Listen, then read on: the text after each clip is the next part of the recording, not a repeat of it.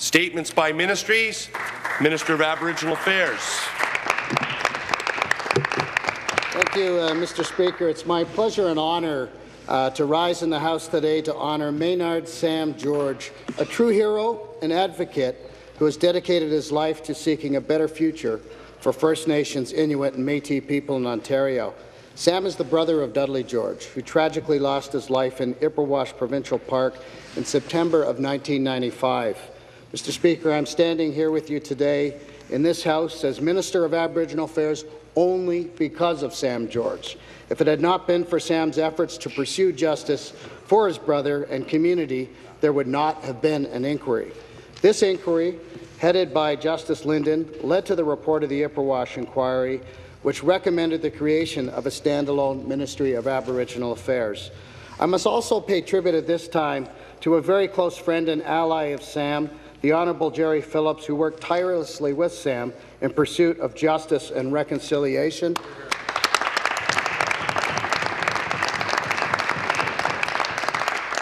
I'd also like to pay tribute to the Honourable Michael Bryant, my predecessor, whose work on both the setting up of this inquiry and the implementation of the recommendations was really highly regarded, Mr. Speaker.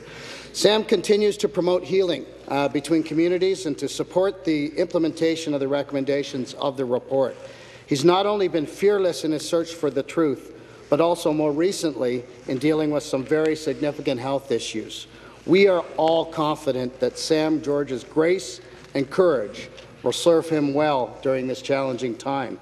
The report, Mr. Speaker, made possible through the efforts of Sam George, sets out the roadmap for the government and First Nations working together to prevent such a tragedy from ever happening again. We've taken the report's recommendations to heart. We learned that after generations of setbacks, we can, must, and will do better. We're working with Aboriginal leadership to identify priorities for implementation. And, Mr. Speaker, I'm happy to tell you that we are making progress together on implementing those recommendations. Sam asked from the beginning that Ipperwash Provincial Park be returned to the Chippewas of Kettle and Stony Point First Nation. And, Mr. Speaker, last December, our government committed to transferring the park. We're working in partnership toward that goal. Mr. Speaker, we're committed to building a new and stronger relationship with the First Nation and Métis communities based on trust and respect as we work together on joint initiatives. The New Relationship Fund, another of Justice Linden's recommendations, which we announced on May 15, 2008, is designed to promote economic development opportunities in Aboriginal communities and build the capacity to consult with government and the private sector on resource development and other important initiatives. Mr. Speaker, Sam George has built an honourable and lasting legacy.